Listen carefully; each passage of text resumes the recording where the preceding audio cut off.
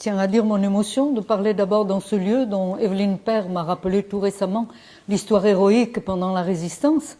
Et je suis émue aussi d'inaugurer un cycle de conférences de ce si sympathique Institut Émilie du Châtelet. Merci mille fois de me faire ce grand honneur et merci à vous tous d'être venus lui donner un succès. Alors, je m'engage. Je vous propose un petit parcours en 3 étapes. La première étape durera 12 à 15 minutes. C'est un prélude, c'est comment j'ai découvert que j'étais féministe. La seconde période qui durera 20 à 25 minutes, c'est mon militantisme. Qu'est-ce que j'ai fait dans le domaine des institutions et des publications. Et enfin, la dernière partie, 10 petites minutes, ce sera sur le thème de la transmission qui m'est très cher à moi aussi. Alors donc, les préludes. Mon féminisme a été tardif. On m'entend bien ? Oui. Mon féminisme a été tardif. Ceci, sans doute, au fait que j'ai grandi dans une famille de petite bourgeoisie provinciale où les femmes ne se posaient pas de questions. Mes grands-mères et ma mère ont été heureuses dans et par leurs conditions d'épouse et mère. Elles ont été pour moi des modèles puissants et vénérés que j'ai imités. J'ai eu aussi la chance d'adorer pouponner, ce que toutes les femmes n'éprouvent pas. Et pourtant, à la différence de mes aînés, j'ai fait des études qui m'ouvraient une toute autre voie, celle de la recherche et de l'enseignement. Je le dois essentiellement à mon père. Malgré des aptitudes certaines, il n'avait pas pu dépasser le certificat d'études primaires en raison de la modestie de ses origines, tout simplement. C'est lui qui, malgré la réserve de ma mère, a pris le risque de me pousser vers le secondaire, puis vers le supérieur, à une époque où c'était encore tout à fait rare pour les filles, surtout de mon milieu. Il ne m'a pas forcée. J'étais prédisposée et je suis entrée dans ces voies, dans les voies de mon père, avec beaucoup d'entrain. Après le bac, j'ai décidé de devenir professeur de lycée pour gagner ma vie essentiellement. L'histoire me plaisait, mais au début, ce n'était pas une vocation très manifeste. Je tiens à dire en passant que la vocation s'est vraiment dessinée à l'université grâce à d'excellents professeurs d'histoire, au premier rang desquels je voudrais citer avec gratitude Alphonse Dupron, que peut-être certaines d'entre vous connaissent. Ce qui m'a révélé pour la première fois la différence de genre, c'est ce qu'on m'a dit quand j'ai voulu passer l'agrégation. Plusieurs personnes m'ont fait « ça t'empêchera de te marier », menace inquiétante. Et quand, après avoir réussi à l'agrégation, j'ai annoncé mon mariage, le professeur d'histoire médiévale qui m'avait déjà choisi un sujet de thèse s'est écrié « Ah, vous êtes perdu pour l'histoire ». Nouvelle menace, celle-là m'a blessée parce qu'elle portait condamnation sur tout mon avenir. Mais je me disais que tout choix comporte des sacrifices et à ce moment-là, le sacrifice que je faisais ne me pesait pas outre mesure. Mon mariage m'a donné l'occasion de rencontrer pour la première fois une véritable féministe militante à la mairie où j'allais chercher les papiers.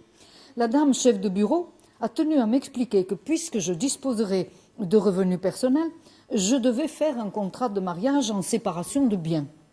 Cela ne correspondait pas du tout à l'idée que je me faisais du mariage. J'ai préféré la communauté et même si à titre personnel je n'ai jamais eu à le regretter, pas même une seconde, eh bien j'ai compris par la suite l'intérêt et l'importance de cet avertissement.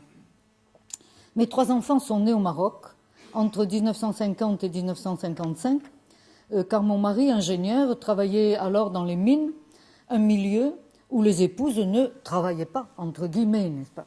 J'étais donc un peu un phénomène, ça me mettait parfois mal à l'aise. Pour pouponner, j'ai pris à plusieurs reprises des congés de maternité, sans rien des congés sans solde, sans rien sacrifier de ma pension de retraite, alors que la loi féministe qui me permettait de prendre ces congés sans rien perdre de ma retraite a été depuis abolie, et je trouve que c'est stupide, n'est-ce pas, de l'avoir abolie. À notre retour en France, j'ai été... Non, d'abord, j'ai enseigné dans le secondaire avec plaisir pendant environ 20 ans. D'abord à Oujda, au Maroc, où j'étais dans un lycée de garçons. Et là, on m'a fait sentir l'incongruité de mes congés de maternité. À mon retour en France, j'ai été nommée au lycée d'Anguin, lycée pilote, où l'on expérimentait la mixité scolaire, avec bonheur d'ailleurs. Plus tard, mon mari ayant quitté les mines pour l'industrie atomique, nous avons résidé à Avignon, il travaillait à Marcoule, et puis à Aix, il travaillait à Cadarache. Et à ce moment-là, j'ai enseigné donc dans ces deux lycées qui étaient des lycées de filles, Avignon et Aix. C'est donc dans cette dernière ville d'Aix que j'ai accédé à l'enseignement supérieur en 62. Je vais y revenir. En dépit de quelques petits griefs que j'ai rapidement rappelés, j'ignorais encore à peu près tout du féminisme en 62.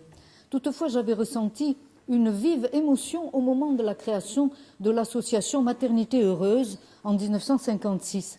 Cette association, vous vous le rappelez, avait pour objectif d'obtenir la dépénalisation de la contraception afin d'éviter les grossesses non désirées qui conduisaient les femmes à l'avortement.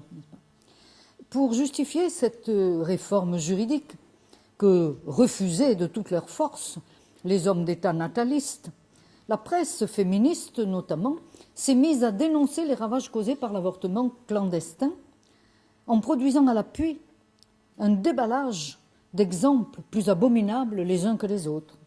Ce fut pour moi une révélation, car j'ignorais tout de ce fléau. Vous aurez peine à le croire peut-être, mais je suis totalement sincère. Dans mon milieu, la contraception était une affaire purement privée, obtenue par négociation entre époux, en toute intimité, et on ne parlait guère de l'avortement. Rares étaient celles qui y recouraient, et elles trouvaient, sans trop de peine, je crois, moyennant finance, des cliniques accueillantes. Et d'ailleurs, d'un autre côté, je me méfiais des journalistes et de leur penchant pour le sensationnel, si bien que si cette campagne pour maternité heureuse m'a ouvert les yeux quelque part, elle ne m'a pas ébranlé profondément. J'ai été simplement mise en alerte et j'ai essayé de me tenir informée, ce qui devenait d'ailleurs de plus en plus facile puisque les années 60 sont celles qui ont connu un essor privilégié, prodigieux même des médias. C'est à cette époque qu'apparaissent les transistors, puis la télévision s'impose et les publications d'ouvrages s'accélèrent à propos de maternité heureuse. J'ai pu lire à ce moment-là de Rogy, Des enfants malgré nous, ou Marcel Auclair, Le livre noir de l'avortement.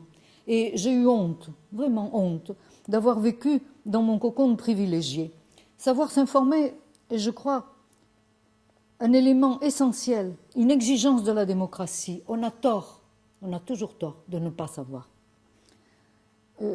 Ce choc ne m'a quand même pas converti au féminisme militant parce que, encore une fois, la maîtrise de la fécondité ne m'apparaissait pas comme un problème urgent. Personnellement, je n'en avais pas besoin. Par contre, Maternité heureuse m'a dévoilé brutalement une évidence. Réclamer une maternité heureuse, c'était faire entendre que la maternité ne l'est pas toujours. Vérité occultée pendant le baby-boom, vérité scandaleuse, qui n'a plus cessé de me hanter. La densité de l'expérience maternelle, jointe au plaisir que je trouvais dans l'enseignement secondaire, avait refoulé au second plan l'autre partie de ma personnalité, à savoir mon goût pour l'investigation historique. Mais il s'est réveillé avec enthousiasme à la première occasion.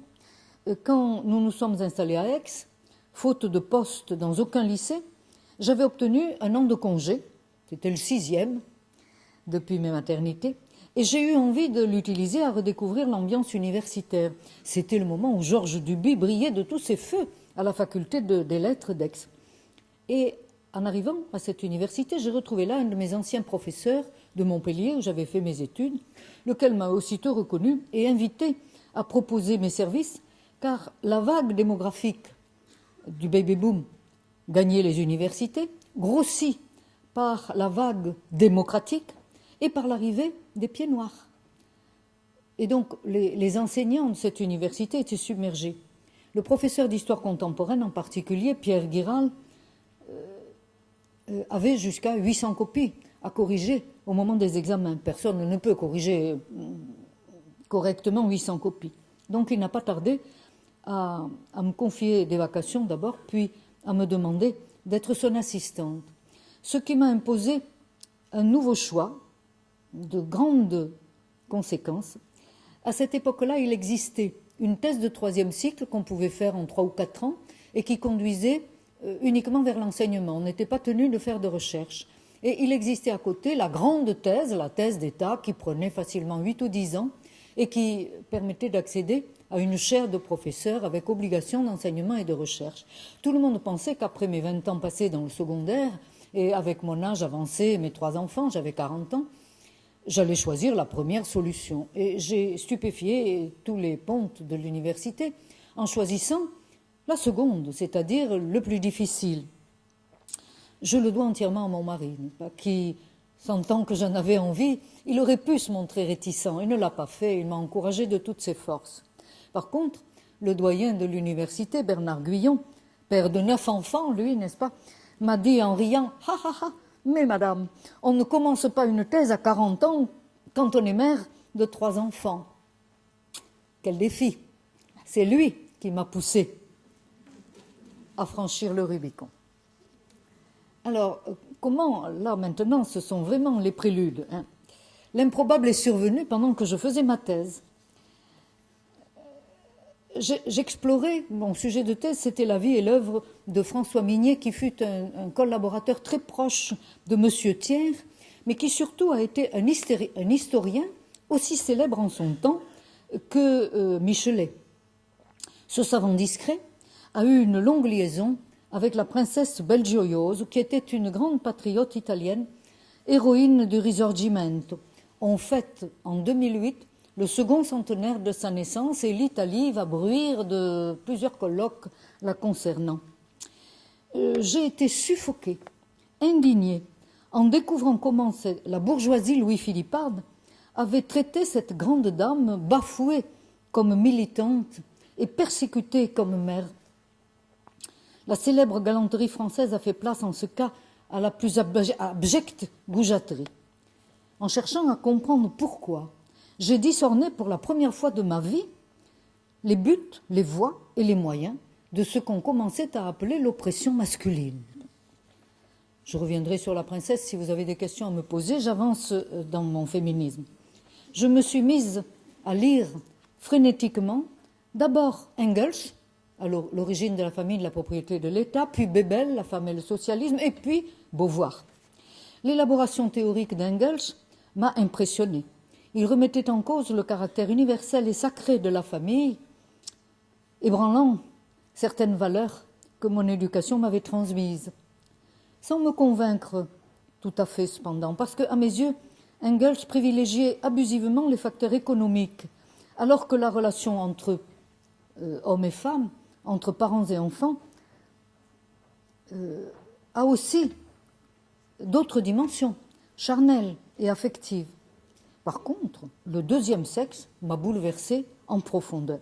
Il a jeté une lumière crue, cruelle, je puis dire, sur ce que j'avais vécu jusque-là, sur les conditionnements que j'avais subis, sur les sacrifices que j'avais acceptés. Étais-je, comme toutes les femmes, un être de second plan, manipulé, exploité? J'avais peur de me remettre en question, de basculer dans un monde de reniement et de révolte. Ce trouble m'a accompagnée pendant quelques mois, sans me déstabiliser vraiment, car s'il m'était à rude épreuve, ma culture originelle et le fonctionnement de ma raison ordinaire, il ne m'affectait pas de manière existentielle, parce que, je viens de le dire, j'étais bien dans ma vie. Je traversais une phase positive, constructive, je devenais professeur d'université, ce qui m'a permis de relativiser. Je suis entrée en féminisme avec détermination, certes, mais sans emballement. Non pas en quête d'absolu, mais pour défendre des convictions. Non pas pour faire la révolution, mais pour contribuer à des changements sociaux et culturels indispensables. et en conservant toujours une distance critique. Du deuxième sexe, je pense avoir reçu 3 sortes de leçons. Primo, une ouverture historique. Simone de Beauvoir, je le proclame, a inventé l'histoire des femmes. Elle pose tout au long des 2 tomes un regard sur le passé qui est typiquement féminin et en ce sens novateur, suggestif, subversif.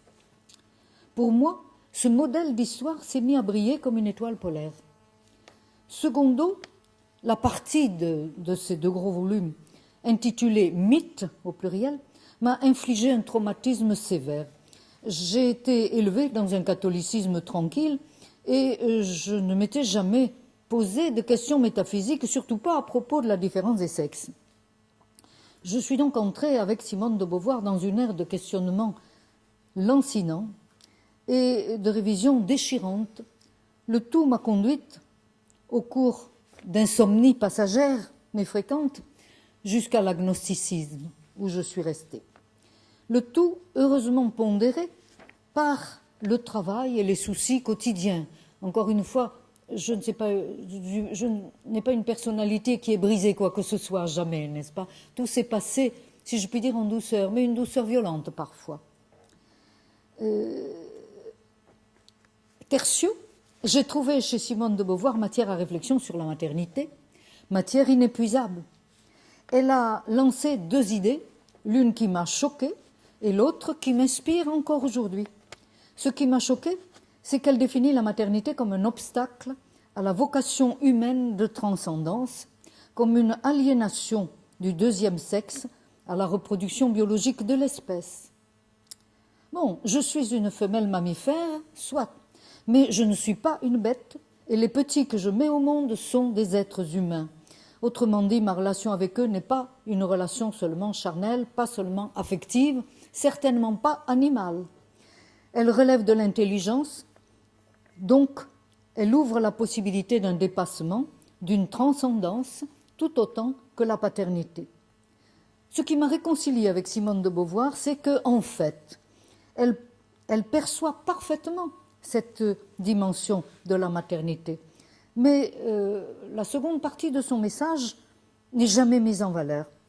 Or, je vous la cite, j'ai relevé la citation, ouvrez les guillemets, « L'infériorité de la femme venait originellement de ce qu'elle s'est bornée à répéter la vie, tandis que l'homme inventait des raisons de vivre. La femme réclame aujourd'hui de participer au mouvement par lequel l'humanité tente de se justifier en se dépassant. Elle ne peut consentir à donner la vie que si la vie a un sens. Elle ne saurait être mère sans essayer de jouer un rôle dans la vie économique, politique, sociale, » fermez les guillemets. J'adhère entièrement à cette définition. Tout compte fait, je suis sans doute devenue féministe moins dans mon rapport aux hommes que dans mon rapport aux enfants. Pour repenser la maternité, qui reste à mes yeux une pièce maîtresse de l'identité féminine, plutôt que pour repenser le rapport homme-femme qui pour moi allait de soi. Voilà ma première partie. S'il n'y a pas de questions urgentes, je crois que vous préférez que je continue. Absolument, je pense que ça serait bien de poser l'ensemble des questions à la fin.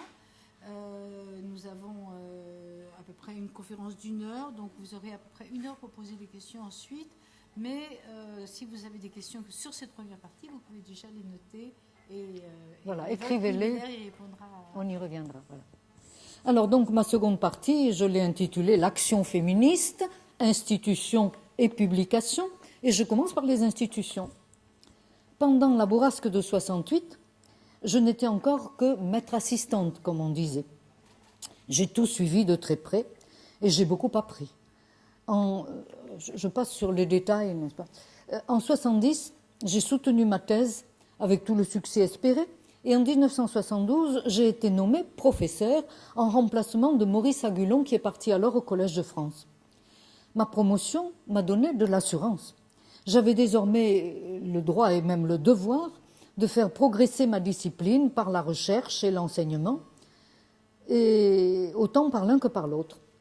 Une évidence m'aveuglait. dans notre établissement peuplé à 70% de femmes, aucun programme ne prenait en compte la féminité dans sa spécificité, comme si la différence des sexes n'avait aucun sens en sciences humaines. C'est là que j'ai voulu intervenir. J'avais entendu parler des Women's Studies américaines, je ne savais pas en quoi elles consistaient, mais le mot me parlait, n'est-ce pas ? Je savais moi-même quoi mettre dessous. Or, en novembre 1971, j'ai fait la connaissance de Christiane Souriau et la sympathie et la connivence ont été immédiates. Christiane était mère de 5 enfants, très douée pour les langues, elle parlait l'arabe couramment et elle préparait une thèse sur la presse maghrébine, tout en s'intéressant passionnément au sort des femmes en islam et ailleurs. Sans elle, amie et complice, je ne suis pas sûre que j'aurais su me débrouiller pour lancer notre centre de recherche. Mais à toutes les deux, nous avons décidé de réunir un groupe informel et ce fut remarquablement facile et rapide. Le fruit était mûr. Parmi nos collègues, 2 sociologues, 2 littéraires, 2 historiennes, enfin, une autre historienne et un historien, puis une philosophe, 2 psychologues nous ont rejoints rapidement. À l'extérieur, nous avons recruté une gynécologue, celle qui supervisait ma ménopause, 2 psychanalystes et une juriste. Pendant toute l'année scolaire 72-73, nous avons construit notre projet. Nous nous réunissions le soir, toutes les semaines, pour discuter de ce que nous voulions transmettre, à quel public, au pluriel, et en quels termes. Au seuil de l'été, nous étions prêtes. En octobre 73, nous nous sommes donc manifestés. Par la presse, par affiches, par relations. Nous avons fait savoir partout qu'un enseignement nouveau sur la condition féminine, on disait comme ça en ce temps, était proposé à toutes les personnes intéressées, inscrites ou non à l'université, quel que soit leur niveau de qualification. L'initiative était doublement novatrice, je n'ose pas dire révolutionnaire, par sa très large pluridisciplinarité d'abord, et par son ouverture à l'extérieur. Jamais rien de pareil n'avait été tenté. Nous n'avions même pas averti les hauts responsables de l'université. Nous avions squatté un amphithéâtre sur les bancs duquel, dès la première séance, plus de 100 personnes sont venues s'asseoir et l'affluence n'a jamais été réduite. L'intérêt des auditrices, les femmes y étaient en majorité, mais il y a toujours eu quelques hommes, l'intérêt des auditrices se portait essentiellement sur le corps et le psychisme. Et une émotion générale très perceptible animait les débats. Peu après, j'ai rencontré Michel Perrault, qui vivait à Paris 7 une expérience tout à fait comparable. Les années 74-75 ont été celles de notre succès, un succès éclatant, inespéré. Nous nous sommes constitués en groupe de recherche qui a été reconnu par l'université 2 ans après, en 1976. Ce groupe s'appelait le CEFUP, Centre d'études féminines de l'université de Provence, féminine et non pas féministe. Nous avions choisi ce qualificatif d'un commun accord parce que le mot féministe était mal perçu. Il épouvantait pas mal de gens, justement ceux que nous aurions souhaité convertir. Et en plus, nous voulions apparaître comme des scientifiques authentiques et non pas comme des militantes, que nous étions pourtant, n'est-ce pas? Mais le mot féminine s'explique par là. C'est le premier groupe féministe universitaire de France. Pour le fonctionnement, nous avons respecté les principes gauchistes alors en vigueur, collégialité, cogestion, nous n'avons jamais eu de présidente. Des contacts passionnants se sont bientôt noués, à Marseille d'abord, avec le CODIF, Centre d'orientation, documentation et d'information féminin. La présidente, Jeanne Mazel, était issue du mouvement Jeunes Femmes et soutenue par le maire de Marseille, Gaston Defferre, protestant Sévenol. À Aix, nous avons rallié les premières militantes du planning familial par l'intermédiaire de ma gynécologue qui militait dans ce cadre. Allégresse générale. Toujours la même. Toujours la même, oui, oui. Elle a été la première gynécologue à Aix à pratiquer des avortements. À Aix, donc, nous avons rallié tout ce monde. Et en 1974, nous avons pu demander l'appui de Françoise Giroud, récemment nommée secrétaire d'État à la condition féminine, et elle nous a accordé une subvention sous condition. Nous devions aider les femmes à trouver ou retrouver un emploi. Et nous avons en effet réussi à mettre sur pied 2 formations qui ont conduit nos disciples soit vers le métier tout neuf de conseillère conjugale, soit vers celui moins neuf de bibliothécaire, mais disons l'intervention de Jack Lang, qui avait développé beaucoup les institutions de culture populaire, avait permis la multiplication des bibliothèques. Notre existence était ainsi, grâce à Françoise Giroud, officialisée par ce qu'on appelait la formation continue. Et du coup, l'Université de Provence ne pouvait pas rester à la traîne. Elle nous a permis de créer, à l'intention des étudiants, une unité d'enseignement valable pour le DUG, donc le premier cycle, ouverte au libre choix de tous les étudiants. Le premier amphi, je ne sais plus si c'est octobre, oui, 75, a rassemblé environ 200 étudiantes et étudiants. Nos premiers programmes s'intitulaient « Femmes et savoir », puis « Femmes et pouvoir », puis « Images de femmes », etc. À mesure que notre groupe s'étoffait, j'y perdais de l'audience et de l'assurance. Les jeunes recrues, riches d'idées et de projets, riches d'illusions aussi, je crois, ne m'écoutaient plus qu'avec condescendance ou même me contestaient franchement. À leurs yeux, je n'étais pas assez féministe, j'attachais trop de prix à la maternité, j'étais suspecte de nostalgie pour l'ordre ancien, j'étais trop sévère avec les étudiants. Mon refus de l'anachronisme en agaçait plus d'un. Un simple exemple, quand il s'agissait d'expliquer un texte émanant de Napoléon Ier pour la création de l'école de jeunes filles de Saint-Cyr, moi, je le remettais en contexte. Mais mes amis le commentaient comme s'il avait été écrit la veille, n'est-ce pas? Je ne pouvais pas admettre ça, c'était une offense à ma discipline. Alors, donc, je devenais suspecte de féminisme insuffisant. Non. Ces nouvelles adhérentes consacraient de plus en plus de temps, d'ailleurs, au débat théorique. Parce que la plupart n'étaient pas enseignantes, mais chercheuses au CNRS, les nouvelles recrues, je veux dire. Hein. Il y avait beaucoup de jeunes filles chercheuses au CNRS, en sociologie ou en psychologie, discipline en plein essor, dont les bases théoriques n'étaient pas encore pleinement assurées. Elles se cherchaient, de manière passionnante d'ailleurs. Mais leurs discussions me paraissaient parfois fumeuses, et j'étais alors suspecte, sans doute à juste titre, de ne pas comprendre, d'être dépassée par les nouveaux savoirs. Le malaise s'est aggravé à l'occasion de notre grand colloque qui portait pour titre « Les femmes et les sciences humaines » et qui s'est tenu à Aix pour célébrer l'année de la femme, 1975. Au cours de ce colloque, rien ne s'est passé comme je l'avais souhaité. Et du coup, à la fin de cette épreuve, j'ai vécu 3 jours très pénibles, je n'ai pas eu le courage de préparer la publication des actes et aucune autre céfupienne ne s'en est occupée, si bien qu'il ne reste aucune trace du premier grand colloque féministe universitaire tenu en France. Enfin, j'ai tort, il reste une trace, sous forme d'un excellent article de Michel Perrault, qui a réussi à publier sa propre communication dans la Revue du Nord. Elle y raconte les premiers temps de la recherche en histoire des femmes en France. Par la suite, je me suis discrètement effacée du CEFUP. Il n'a pas décliné pour autant, Dieu merci. Il a organisé d'autres colloques sur Louise Michel en 1980, sur les femmes et l'argent en 1983. Daniel Armogat, dont vous connaissez sans doute le nom, puisqu'il est le co-auteur de la première histoire du féminisme.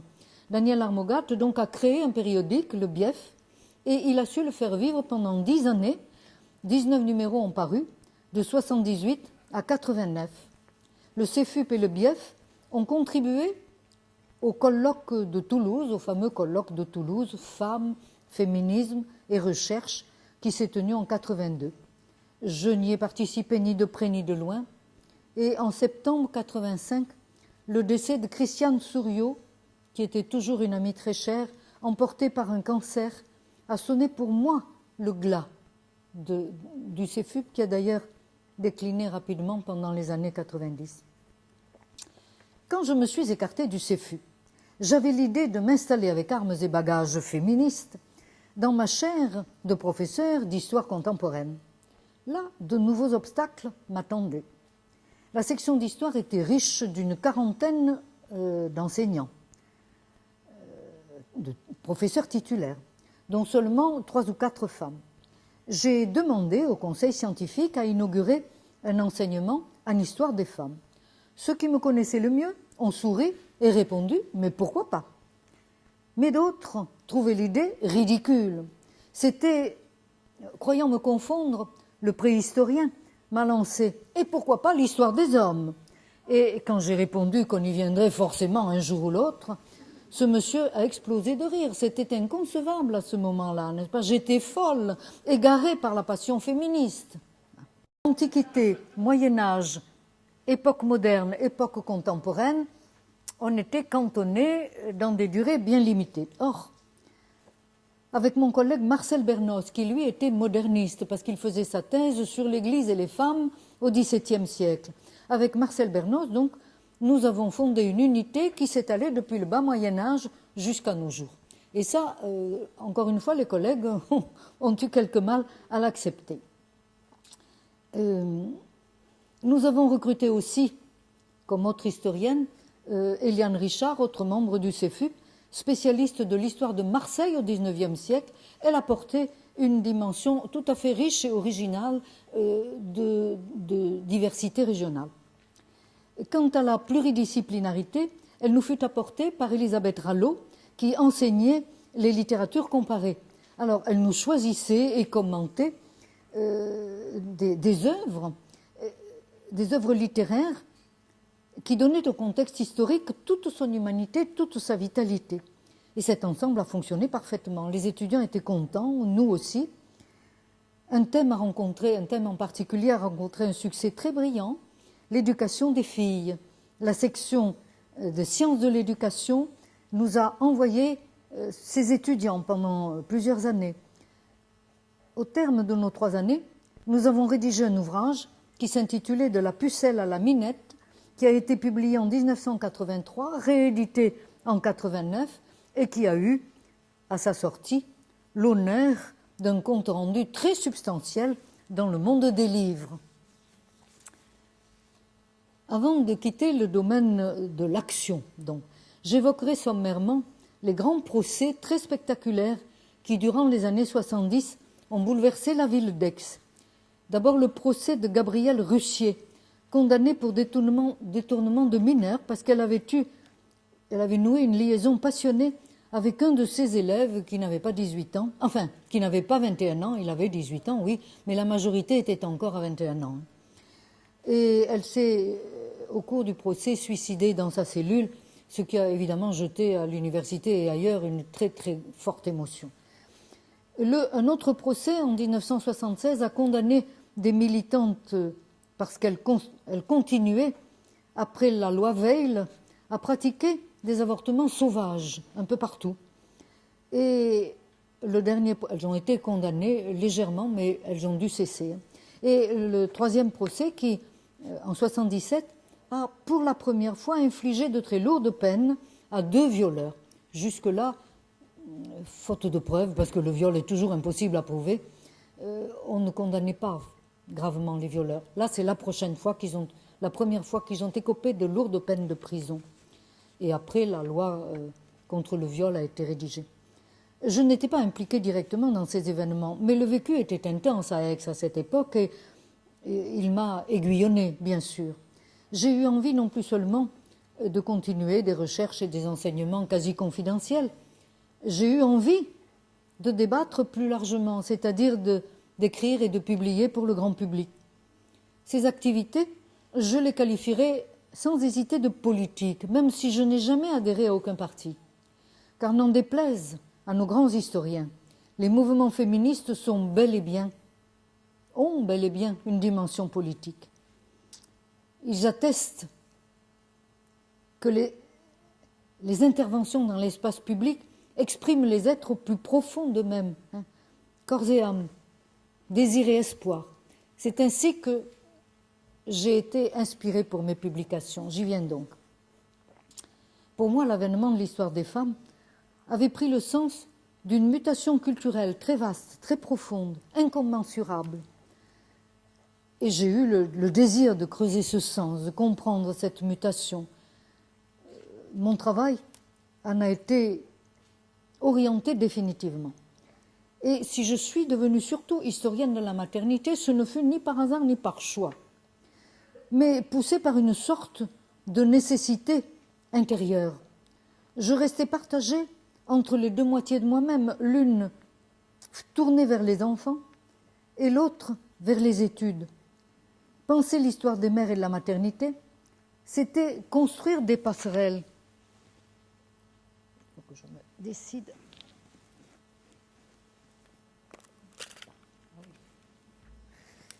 Je me fatiguerai moins. Oh non. Pardon. Ah là là. Au-delà de 80 ans, bien des choses déclinent. Alors, ma démarche vers l'histoire des mères a d'abord été purement impulsive et puis de plus en plus raisonnée. Le départ de mes enfants m'a laissé du temps pour réfléchir à la place qu'ils avaient occupée dans ma vie et leurs expériences personnelles m'ont offert l'opportunité d'observer le comportement des jeunes générations. Mon premier article important, publié par les Annales, je signale pour les non-historiens que les Annales, c'est la revue d'histoire la plus lue à l'étranger. C'est un honneur et une gloire d'y être publié. Mon premier article avait pour titre « Les médecins et la nature féminine » entre guillemets, au temps du Code civil. À cette époque, j'avais été édifiée par le célèbre article de Christine Delphi, « L'ennemi principal ». Et je voulais comprendre pourquoi, après l'effervescence de la Révolution française, les femmes étaient docilement rentrées à la maison pour se vouer à la vie domestique, alors qu'elles avaient eu un début d'ouverture plein d'espérance. Alors j'ai découvert la réponse à ma question en consultant le monumental Dictionnaire des sciences médicales édité par Panckoucke en 67 volumes entre 1812 et 1822. Les auteurs sont tous des médecins notoires, mais pas seulement médecins. Ils dissertent sur la vie, la mort, la souffrance, et ils véhiculent une idéologie compacte qui est un reflet de la culture ambiante. Parlant de la femme, entre guillemets, ils l'enferment dans un déterminisme biologique absolu. Elle est entièrement soumise à son sexe, elle est en tout différente de l'homme, et toute sa vie physique, morale, sociale doit être organisée en conséquence. Vous avez probablement presque tout au moins feuilleté l'ouvrage important de Thomas Laqueur qui a donné à ces découvertes une extension bien plus vaste que moi, n'est-ce pas? Mais c'est le même type de découverte. Mon commentaire sur ces discours médicaux touchait à des sujets qui étaient encore hors normes. Et j'ai choqué, n'est-ce pas? Premier thème hors norme, le corps, l'histoire du corps. Un collègue berlinois a bien voulu me faire savoir que dans son séminaire, mon article avait profondément scandalisé tous les gens du séminaire. Comment pouvais-je... Ils étaient offusqués de ce que j'osais parler des organes génitaux des femmes, des règles, du coït, de l'hystérie. L'histoire se dévergondait. Et pourtant, autour de ce sujet scandaleux, il n'y a pas eu débat. Je n'étais alors qu'une inconnue et mon savoir de femme était accueilli avec réserve, n'est-ce pas? Si on se taisait, ça n'irait pas plus loin. Voilà en gros la réaction. Autre sujet original, l'histoire du masculin, qui était alors tout aussi inconnu. Le concept de genre n'a été défini qu'au seuil des années 90. Cependant, ces médecins, en opposant si radicalement les deux sexes, tenaient un discours de genre que j'ai probablement contribué à dévoiler. En outre, pour moi, la pensée médicale s'est révélée comme une mine d'or, d'une richesse époustouflante. Je n'ai plus cessé d'y recourir. Et j'ai aussi appris, en lisant le discours médical, qu'il fallait se méfier d'une certaine science arrogante qui prétend gouverner les mœurs. Nul n'a jamais atteint, nul n'atteindra jamais un état définitif du savoir, surtout en sciences humaines. Gardons une distance prudente vis-à-vis des savoirs. Un peu plus tard, pour prendre un aperçu global sur le discours médical, j'ai entrepris, en collaboration avec Catherine Fouquet, un survol de la littérature médicale depuis l'Antiquité. Nous avons produit un ouvrage qui s'intitule « La femme et les médecins », qui a été publié en 1983. Et Georges Duby a bien voulu nous dire que c'est en lisant ce livre, enfin, disons que c'est un homme dont l'intelligence est éblouissante et je ne prétends pas que nous lui ayons réveillé l'histoire des femmes, non, mais ça l'a aidé à y entrer, je pense. En tout cas, il nous l'a dit. Peu après mon article des Annales, Daniel Roche, un important historien moderniste, n'est-ce pas, m'a mise en relation avec une éditrice qui voulait réaliser un beau livre illustré sur les femmes. J'ai saisi cette occasion d'écrire sur la maternité en direction du grand public. Je voulais montrer qu'il n'y a pas de nature féminine éternelle et universelle et que la maternité n'est pas hors du temps, qu'elle a une histoire, qu'elle peut être un très bel objet d'histoire. Pour que la fresque soit assez ample, j'ai demandé à Catherine Fouquet, là encore, qui était spécialiste d'histoire moderne. Moi, je suis contemporanéiste, hein, donc nous pouvions couvrir une plus large durée. Je lui ai demandé de participer, ce qu'elle a fait avec entrain et avec beaucoup de talent. Et je précise, pour l'anecdote, que son troisième enfant est né au même moment que notre histoire des mères, c'est-à-dire en septembre 1980. Notre éditrice était mère elle-même de 2 enfants et elle avait beaucoup aimé notre ouvrage, si bien qu'elle s'est attelée à l'illustrer avec beaucoup de soin et de talent. Nous étions très heureuses toutes les 3 et pleines d'espoir. Eh bien, nous avons subi une cruelle déconvenue, parce que 3 mois avant nous, sortait L'amour en plus d'Elisabeth Badinter. Le succès de ce livre, les débats qu'il a suscités aussitôt, nous ont, il faut le dire, coupé l'herbe sous le pas. Quand notre livre a paru, certains journalistes, sans même l'ouvrir, sans même le lire, l'ont défini comme l'anti-Badinter. En fait, nous apportions des informations tout à fait voisines, mais exprimées d'une manière plus nuancée, parce que Elisabeth Badinter n'est pas historienne, elle est philosophe, et elle avait des affirmations plus catégoriques que nous, à notre avis, trop catégoriques, mais là n'est pas la question.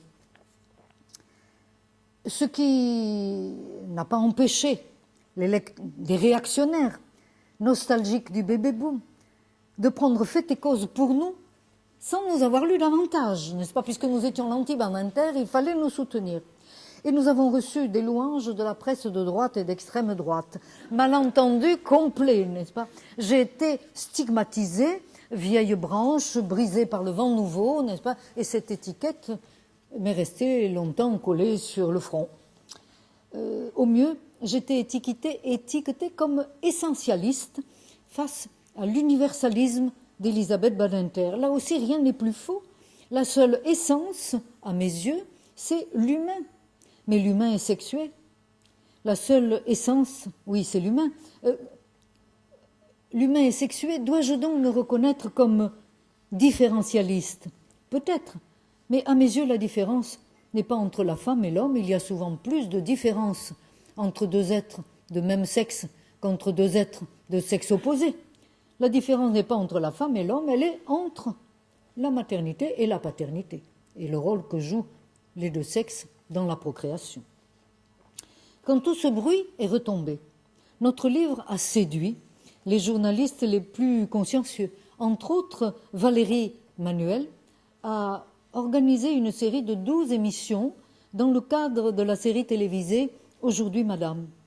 Et ce fut un excellent souvenir que l'enregistrement et ensuite la diffusion de ces belles émissions qui étaient très bien réalisées. L'histoire des mères a été aussitôt traduite en japonais et publiée en poche. En étudiant les mères, on rencontre les pères à chaque pas. J'ai donc écrit, seule cette fois, Catherine s'était voué à d'autres tâches.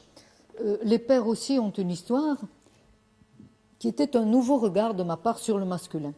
En vérité, je le dis tout net, une histoire des femmes excluant les hommes serait irréalisable. Je n'ai jamais pensé écrire l'histoire des femmes dans cette perspective, car la situation des femmes dans la famille et la société a toujours été relative. La réciproque est beaucoup moins évidente. Et c'est pourquoi les hommes, eux, ont longtemps écrit l'histoire en laissant les femmes dans l'ombre. Donc l'histoire des pères, on en parlera si vous voulez. Je suis plus tard revenue sur l'histoire des mères. Notre livre illustré, en effet, s'arrêtait au seuil de la Seconde Guerre mondiale, soit au seuil de mes propres enfantements. Et j'ai éprouvé le besoin de poursuivre, à la fois pour éclairer la fin du XXe siècle à la lumière de mon propre vécu, et réciproquement pour confronter ma pratique et mes représentations de la maternité avec les événements bouleversants des 50 dernières années. Le titre donné à ce second ouvrage, c'est « La révolution maternelle », titre choisi par l'éditeur, mais qui m'a comblé parce qu'il exprime parfaitement le renversement symbolique que j'ai voulu suggérer. On caractérise toujours cette époque comme celle de l'émancipation du sujet femme, désormais dissocié ou dissociable de la fonction maternelle. Et pour ma part, j'y vois toujours une révolution dans le rapport que les femmes entretiennent avec la maternité. Non pas une dissociation, mais un repositionnement, un reconditionnement. D'ailleurs, bien difficile à mettre en œuvre, j'en conviens.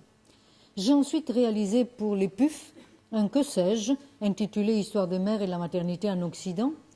Et enfin, j'ai dirigé 2 ouvrages collectifs, « Maternité, affaires privées, affaires publiques », publié chez Bayard, où y participent en particulier Françoise Collin, Irène Théry et d'autres personnes aussi illustres, je ne vais pas les énumérer. Et puis un autre ouvrage encore en collaboration avec le sociologue Gérard Néran, il s'intitule « Maternité et parentalité ». Voilà donc pour l'histoire des mères. En même temps, j'étais préoccupée par l'histoire du travail, mais non pas dans le sillage de l'histoire ouvrière, toujours très marxiste. Je me demandais comment et pourquoi certains métiers, sage-femme, infirmière, assistante sociale, étaient considérés comme féminins. Et le restait-il, oui ou non? Si j'ai commencé par les assistantes sociales, c'est parce qu'un sociologue aixois, le regretté Pierre Idiat, qui enseignait dans les écoles de service social, se posait lui aussi des questions et il m'a fait connaître quelques personnes qui avaient exercé ou exerçaient encore d'importantes responsabilités. Si bien que le projet a mûri sans peine. Le livre s'intitule « Nous, les assistantes sociales », il a paru en 80. Pour les infirmières, ma chance a été qu'une ancienne étudiante en histoire devenue infirmière, elle a changé de vocation, ait envie de réaliser un mémoire d'histoire sur son métier d'infirmière. Elle est très douée, très sociable, et elle a su trouver les appuis nécessaires. Notre livre commun s'intitule « Cornettes et blouses blanches ». Il a paru chez Hachette en 24. On ne le trouve plus, mais justement, je suis en train de préparer une réédition reprise et complétée qui paraîtra en point chez Hachette Pluriel. Enfin, j'espère, l'éditeur n'est pas pressé. Sur les sages-femmes, je commençais à peine à m'en occuper. Quand j'ai appris que les étudiantes de Michel Perrault engageaient une recherche, j'ai donc laissé la place, provisoirement parce que par la suite, ces personnes n'ont pas axé leur publication sur les sages-femmes et donc j'ai été amenée à reprendre le flambeau récemment. C'est le sujet de ma dernière publication intitulée « Accoucher » et qui a paru cet été. J'ai là... Le livre est difficile à trouver parce qu'il est l'œuvre d'un éditeur assez confidentiel, les presses universitaires de Rennes. Non, l'École nationale de santé publique. Alors j'ai là des prospectus, s'ils vous amusent, vous pourrez les prendre et les faire connaître dans des milieux qui pourraient être intéressés. Il est là, de toute façon. Vous pouvez le regarder. Dans les trois cas, sage-femme, infirmière, assistante sociale, le travail d'investigation a été le plus gratifiant. Comme je suis étrangère à ces professions, je me suis familiarisée avec elles en recueillant des témoignages oraux et écrits avec l'aide de quelques personnes expérimentées que j'ai désignées, je mettais au point un questionnaire bien détaillé, aussi précis que possible, et je le diffusais au maximum, surtout auprès des aînés, des anciennes. La récolte a toujours été excellente. Celles qui ont eu le courage de prendre la plume avaient vraiment quelque chose à dire, elles voulaient le dire, elles ont su le dire, et je vous le confirme, les gens ne sont jamais si intéressants que quand ils parlent d'un métier qu'ils ont aimé. L'étape suivante apporte quelques désagréments. Je parle en général, je crois. L'historienne confrontée à sa déontologie procède à toutes sortes de contrôles, de vérifications, de recoupements. Et il arrive que les interprétations et les conclusions qu'elle produit heurtent les responsables qui auraient voulu imposer une certaine image de leur corps professionnel. J'ai eu par 2 fois le chagrin de fâcher des personnes que j'estimais infiniment. Ce qui m'a appris que le travail d'histoire est parfois violent, comme une psychanalyse, parce qu'en touchant à la mémoire, qui est une pièce maîtresse de l'identité, il remet en cause l'image de soi. Ce que l'histoire de ces métiers donne à voir, c'est à bien des égards une disqualification des activités féminines traditionnelles. Ça aussi, ça m'a choquée. Les soins aux malades, l'assistance à l'accoucher, les secours aux pauvres ont été professionnalisés en même temps que subordonnés. La science médicale a servi de prétexte pour placer sous contrôle les soins de femmes qui avaient toujours été un peu suspects aux hommes. Ces tâches, longtemps assumées gratuitement dans l'ombre de la vie domestique ou de la bienfaisance, n'ont été rétribuées que chichement, ce qui a terni leur prestige. Celles qui les assument se sentent encore aujourd'hui mal reconnues.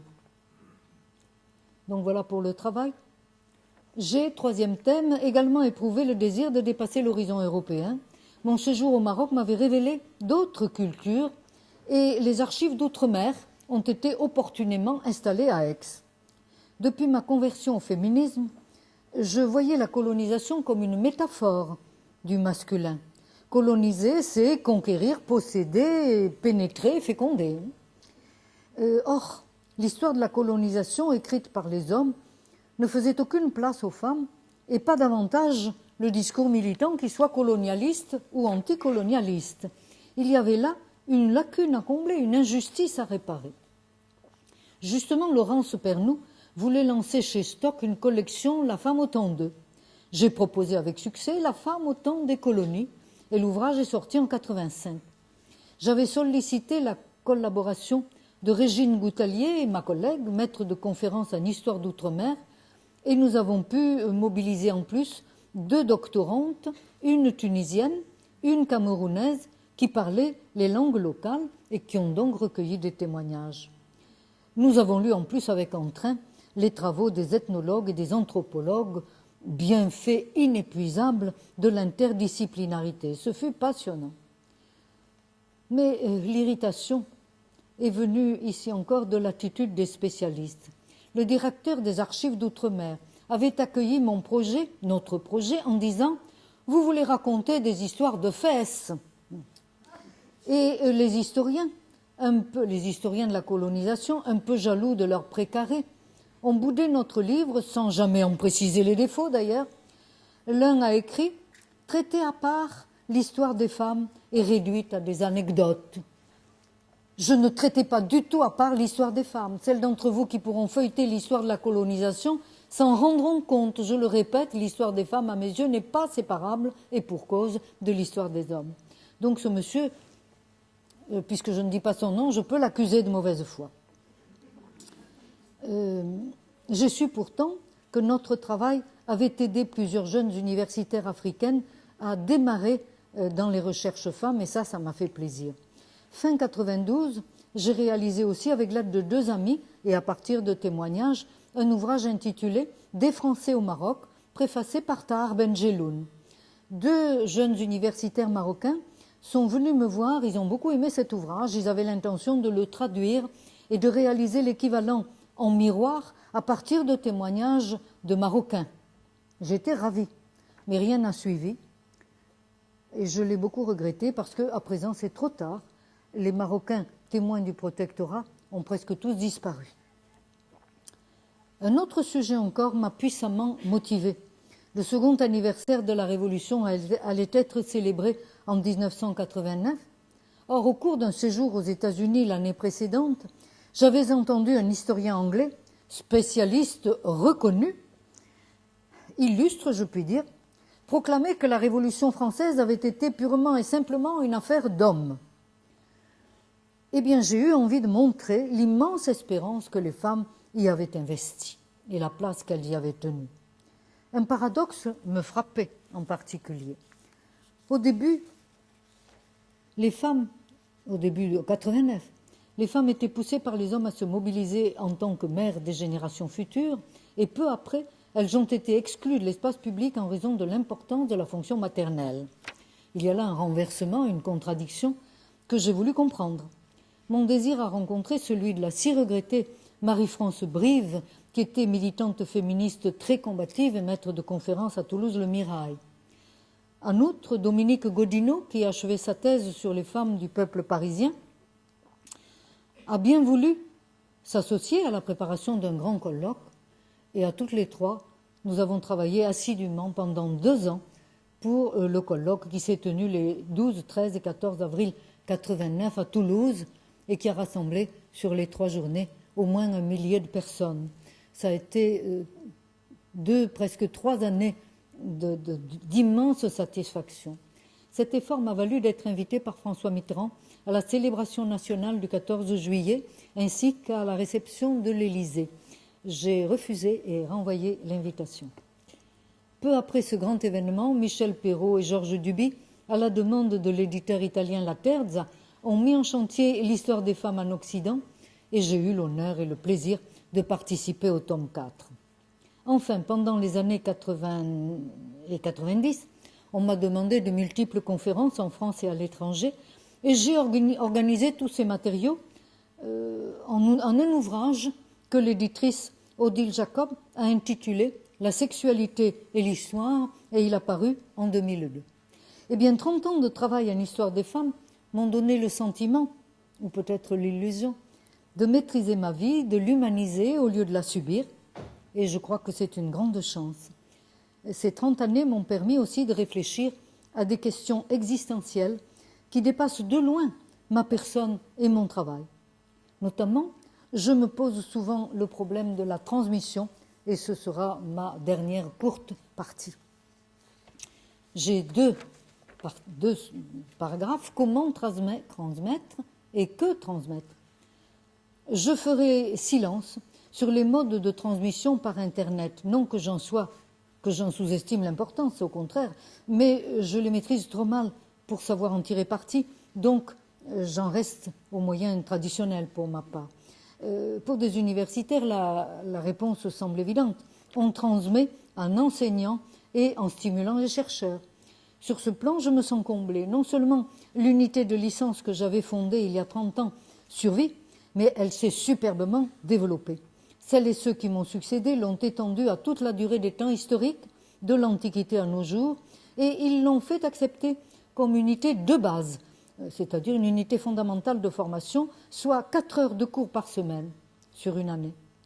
Pour la recherche, l'UMR TELEM, c'est le nom de l'UMR, ça veut dire temps, espace, langage dans l'Europe méditerranéenne et méridionale. L'UMR TELEM encadre des séminaires, dont ceux du groupe femmes, qui travaillent depuis 2 ans sur la créativité féminine. J'y participe aussi activement que je peux. J'ai surtout contribué à une réflexion sur la puissance maternelle. Un ouvrage portant ce titre va sortir, je l'ai préfacé. Un autre, le prochain, sera sur les femmes dans la cité. On peut se demander, évidemment, si les enseignants concernés sont féministes. Et cela suppose qu'on remette en chantier la définition du féminisme, je vais y revenir. Le groupe femmes de TELEM a noué des liens avec d'autres universités méditerranéennes. Il organise des colloques et des rencontres avec un succès complet. À mes yeux, cela ne suffit pas. J'ai toujours eu le souci de démocratiser le savoir par l'intermédiaire d'associations qui s'adressent au grand public. Ce fut d'abord le CEFUP, j'en ai parlé, Mais au moment de ma retraite, j'ai fondé avec quelques amis l'association Les Femmes et la Ville, qui s'est donné pour premier objectif de rendre les Marseillaises plus visibles en écrivant leur histoire, jusqu'ici délaissée. Nous avons commencé en 1991 par un grand colloque Marseillaise, les femmes et la ville, qui a obtenu beaucoup de succès. Des femmes politiques marseillaises sont venues présider les séances, assurant ainsi le lien entre les chercheurs et le public. Le plus grand mérite de ce colloque fut de nous ouvrir un chantier immense que nous explorons toujours, et la revue Marseille a consacré plusieurs numéros spéciaux à nos héroïnes locales. Parmi nos réalisations, je citerai le célèbre dictionnaire qui nous est très cher.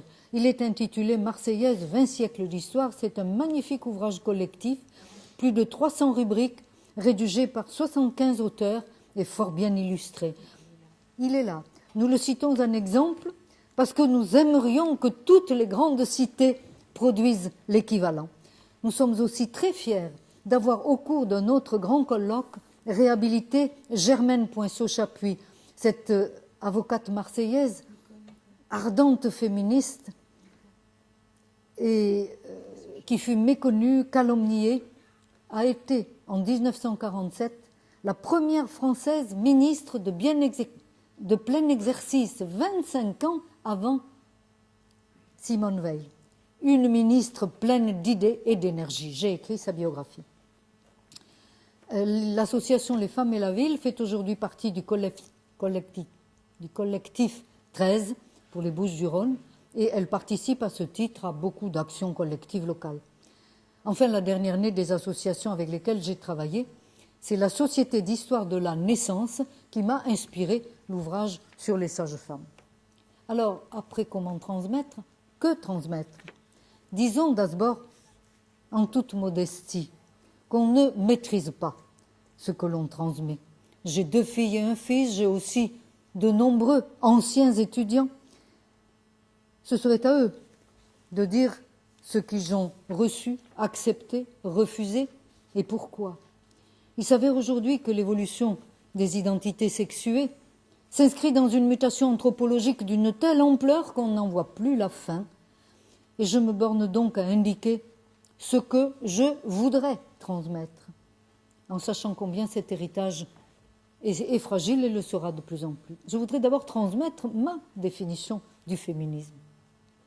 D'aucuns voudraient le croire essoufflé et ringard parce que ces grands objectifs sont atteints et les jeunes générations se démobilisent. Au contraire, il est temps de comprendre que le féminisme est désormais installé pour toujours, inamovible, tout simplement parce que c'est l'autre face, trop longtemps cachée, de l'humanisme. L'humanisme prend pour fin la personne humaine et son épanouissement. Or, la personne humaine est sexuée. Ce qui convient à l'épanouissement d'un humain masculin ne convient pas toujours, ne suffit pas toujours à l'épanouissement d'un humain féminin. Le combat humaniste ne verra jamais de fin parce que le changement social fait toujours apparaître de nouvelles injustices et de nouvelles inégalités parmi les peuples. De même, le combat féministe ne connaîtra jamais de fin parce que le changement social fait constamment surgir de nouvelles inégalités, de nouvelles injustices entre les hommes et les femmes, surtout, souvent aux dépens des femmes. Pourquoi? Pourquoi la domination masculine ne cédera-t-elle probablement jamais? Mais parce qu'elle est douée d'une vitalité spontanée. Elle se construit et se reconstruit sans cesse en s'adaptant à tous les contextes. C'est ce que les historiennes constatent parfaitement, avec clarté. Pourquoi a-t-elle cette vitalité? Eh bien, il y a sans doute, je crois, 2 raisons. Les 2 raisons, c'est que les femmes ont peur, les hommes ont peur des femmes. Et voici pour quelles 2 raisons. L'une est liée à la sexualité, l'autre à la reproduction. La sexualité humaine n'est pas un instinct, elle est érotisée. Elle inspire des sentiments et des passions d'une puissance redoutable. Ève est l'emblème par excellence d'une tentation irrésistible. Pour ne pas être assujettis, les mâles humains assujettissent, n'est-ce pas? Ils veulent assujettir leurs femelles. D'autant plus que, autre privilège effrayant pour eux, les femelles mettent au monde les enfants des deux sexes. C'est Françoise Héritier qui l'a souligné. Pour se reproduire en tant que mâles, les hommes sont obligés de passer par elles. Double risque, donc, auquel les hommes sont confrontés depuis le début de l'hominisation, ou du moins depuis le début des sociétés organisées. Le mariage a été longtemps leur palliatif préféré, en ce qu'il répartissait et domestiquait les filles d'Ève. Au XXe siècle, la stratégie traditionnelle du sexe fort semble déconstruite, puisque les femmes, en gagnant leur vie hors du ménage, se sont déprivatisées, et en outre, elles ont appris à maîtriser leur fécondité. Elles ont donc échappé à la domination masculine. Telle était du moins l'illusion triomphante des années 70, car au XXIe siècle, il s'avère que la domination masculine s'est seulement déplacée. Elle s'est réduite dans la sphère privée, mais pour se renforcer dans la sphère publique. C'est vrai dans le domaine de la reproduction et dans celui de la production.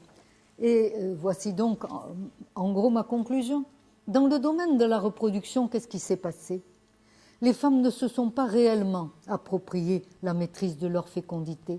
Les médicaments et les instruments dont elles ont besoin sont fabriqués par des firmes internationales bien plus soucieuses de réaliser des profits que de servir les intérêts du deuxième sexe. Les produits les mieux tolérés sont les plus chers, la sécurité sociale peine à les rembourser et du coup les usagères sont flouées. Ensuite, reconsidérons l'IVG.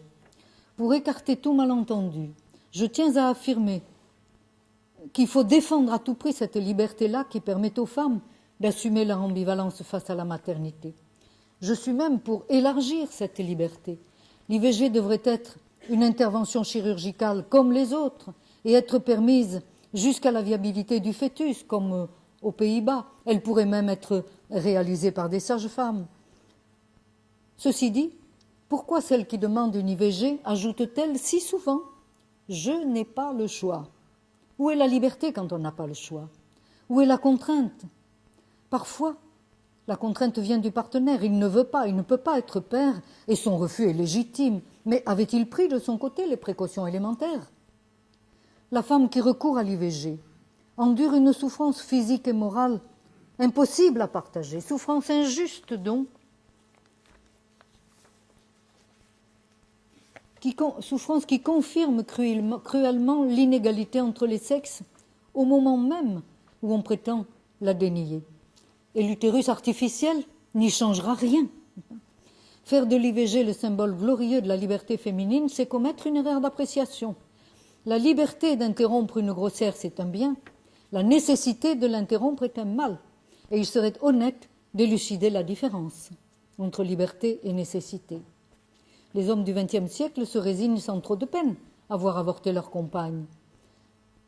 Ils ont eu l'habileté de persuader celles-ci qu'elles doivent endurer seules, librement, entre guillemets, tous les aléas de la procréation, alors qu'ils pourraient, eux, accélérer les recherches sur la contraception masculine, alors qu'ils pourraient, eux, demander une vasectomie après avoir fait congeler une provision de leur sperme.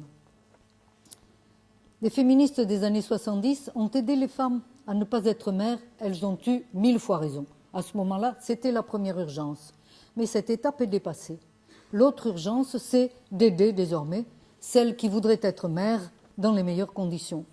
Or, cela ne va pas de soi. Il faudrait commencer par évaluer certains progrès de la médicalisation qui dépossèdent carrément les femmes de leur corps et de leurs bébés. J'évoque rapidement les grandes usines à bébés, n'est-ce pas? Et il faudrait apprendre à concilier les tâches maternelles et les tâches professionnelles. Apprendre non pas chaque femme pour elle-même, mais la société dans son ensemble. La production des richesses a pris le pas sur la reproduction. C'est normal puisque nous sommes 6,5 milliards sur la planète. Mais de cette conversion, les femmes seules font les frais. Elles sont devenues des travailleurs comme les autres, sans cesser d'enfanter. Leurs enfants sont moins nombreux, c'est vrai, mais les tâches de maternage se sont lourdement complexifiées. Et pourtant, leur désir d'enfant reste fort. La grossesse est souvent tardive, mais de nos jours, elle est devenue tendance, elle est à la mode. Elle est attendue avec impatience, exhibée avec ostentation, commentée avec prolixité. Et ce qui ce qui surprend la génération des féministes militantes, c'est que quand bébé est là, certaines cèdent à la tentation de se consacrer à lui, au risque de compromettre une carrière prometteuse. Est-ce que c'est un retour du refoulé, un conflit de génération ou un simple effet de mode? Moi, je vois là le mouvement de balancier qui oscille entre le sujet femme et le sujet mère. Au temps du bébé-boom, le sujet mère a été porté très haut. Pendant l'ère de la contestation, le sujet femme était au pinacle. À présent, le balancier remonte vers le sujet mère. Comment le stabiliser? Et surtout, comment obtenir qu'une femme puisse devenir mère sans s'y perdre? Celle qui voudrait assimiler totalement le féminin au masculin risque, je crois, de devenir des hommes de second plan. L'humanisme féministe sera un combat sans fin. Il mérite d'être organisé comme un dialogue constant avec les hommes, nos semblables, qui de leur côté ont tant besoin de se sentir forts.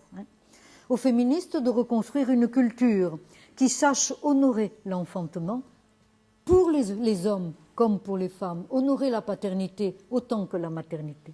Entre l'espace public et l'espace privé, il y aurait alors place pour un espace parental et un espace féminin, un monde des femmes et des mères, non pas séparés, mais préservés. Voilà, merci.